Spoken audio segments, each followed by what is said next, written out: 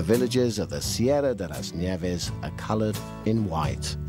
The white of the whitewashed houses, the white of the snow which transforms the roofs in the icy winter, the whiteness of its purity and of its simplicity, the whiteness of the hospitality here, which always makes you want to return to this dreamlike place.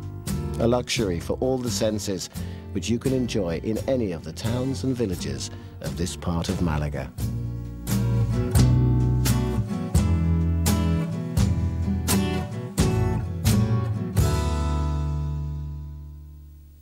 And without knowing that I had arrived at this place, I came across some of the local people and thought there was something special about them. Nothing was as I remembered it. Nothing made me feel strange or different.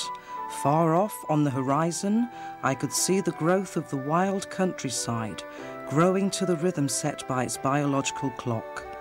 Far off on the horizon, I could make out the silhouette of the village of Alocina.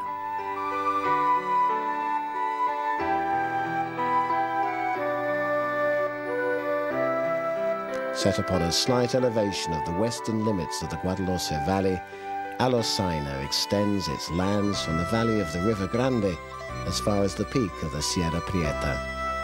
Its overall appearance, with its architecture of low buildings, is characteristic of the inland villages of Malaga province.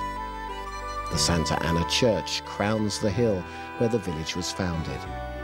It was built on top of an ancient Arab fortress known as Alocina during the Moorish period, which means small castle. The local distortion of the word gave the village the name by which it is known today.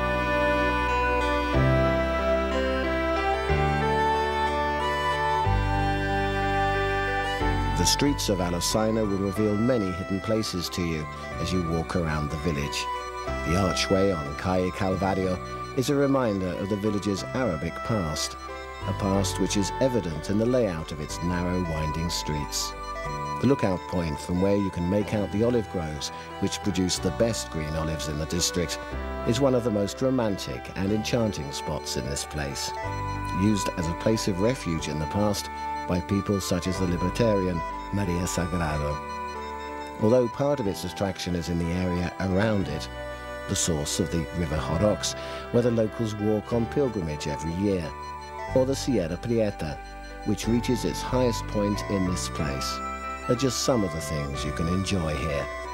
A village which lives life in its own special way, igniting the flame of our interest in the fire of the forge.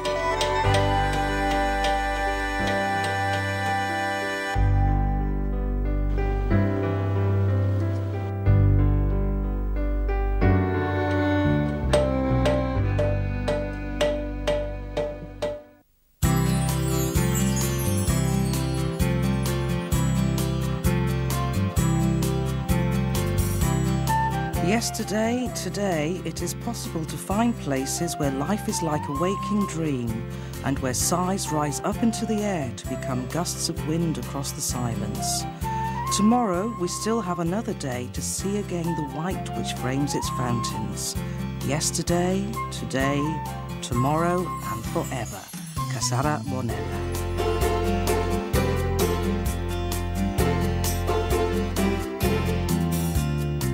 Surrounded by terraced land and cultivated fields which rise up from the bottom of the valley right up to the foot of the Sierra, Casara Bonella has the characteristic aspect of one of the most beautiful Andalusian villages. This mountain village was the last of the Moorish villages to fall to the Christian troops during the Reconquest. A legacy of those times is the word Moriscos, or Moorish, which is still used to describe people born here. Evidence of that past are the remains of the castle, although it is the church of Santiago Apostol, St. James the Apostle, which is the building most representative of the village. It is inside the church where the village lives its most deeply rooted festivals, like the Passion, a theatrical representation of the death and resurrection of Christ, or Los Rondeles, where the locals accompany the pastoral virgin in procession up to the church, the flames from the burning grass mats used to collect the olive crop lighting up the night sky. Both of these festivals form part of the rich history of this place. But more than anything else, Cassarabonella is a fountain of life, springing up like the water from the fountains in the streets of the village. Winter covers the village with snow, although its cold doesn't freeze the streets or the vaulted niches which decorate the corners of the houses, nor the life which keeps this saddle maker hard at work sewing tackle for the mules. Nor does it reach the tradition still alive today in the Molino de los Misos, showing us the face of a former way of life of crafts and tradition.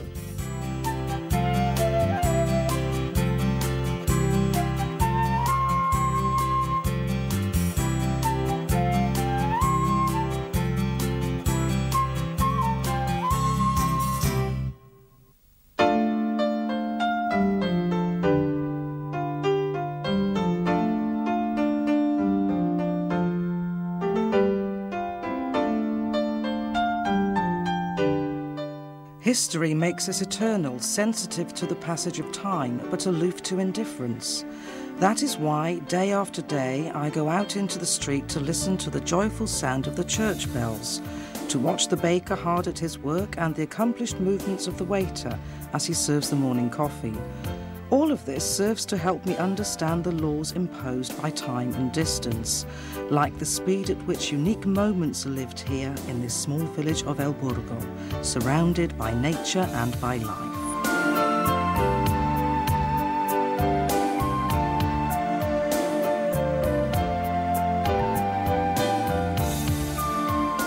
The River Turon borders the lands of this village, filling the air with the magic of its murmuring water current.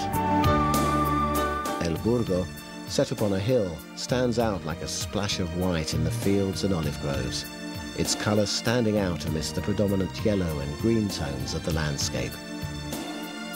Its situation is no accident. It was granted imperial privilege in the times of Emperor Trajan as an obligatory through route for the Roman legions on the route between the cities of Aquinipo and Malaga. At the very top of the village, within what was probably the grounds of the Arab fortress, is the Encarnacion Church, which was built at the beginning of the 16th century. El Burgo is home to spectacular natural spaces like La Fuensanta or the source of the River Turon, two places which are a must on any visit to this Malaga village.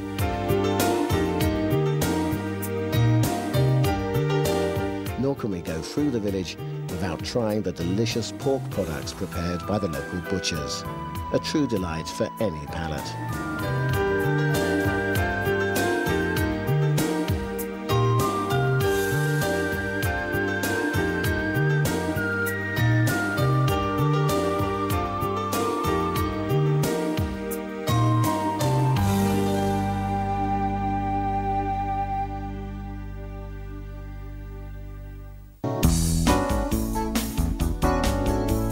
I wish I were the flower which graces your fields, to wrap myself in them, so that I can be certain that our destiny lies with the natural richness you hold within.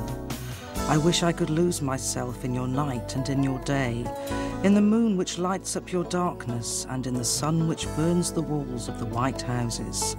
To wish is to be close to you, and very close to me is you, Guaro. Flowering almond trees tell us we're approaching the village of Guaro. The white of their flowers, so representative of this beautiful place, draws us closer, like a bee in search of pollen. The lie of the land here, made up of a series of gently rolling hillocks, mainly covered with olive trees and the odd cork oak, makes the church of San Miguel Arcángel, St. Michael the Archangel, which crowns the village, stand out as an invitation to discover the whole village on foot on our route to its door. The almond-covered landscape gives us much more than its explosion of colour and light, as it delights our palate with any of the traditional made nougats and other products made from the almond harvest here each summer. The time when Guaro pays its own homage to its Moorish and Sephardic past with the festival of the Moorish moon. The customary street lighting in the village is changed for several days as thousands of candles light up the streets to everyone. and to all the visitors who come here to enjoy an atmosphere of fiesta and tradition.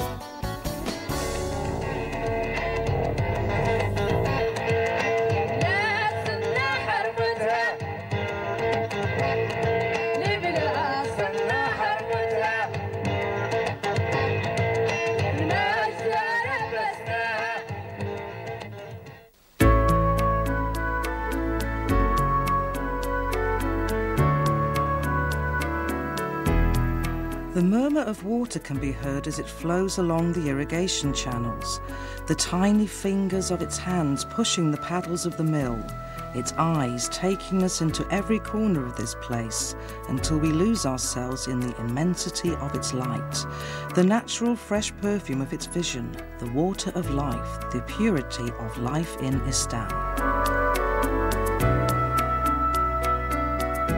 Between the soft beaches of the Mediterranean Sea and the most rugged of the mountains of the Sierra lies Istan, surrounded by the gigantic hillsides of this natural space.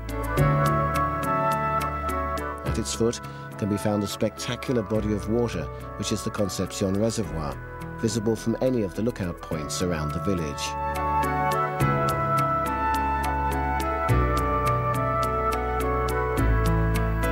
The village was founded in the mid-14th century, and the oldest part, the San Miguel Church, built in 1505, still stands today, its white tower dominating the entire centre of the village.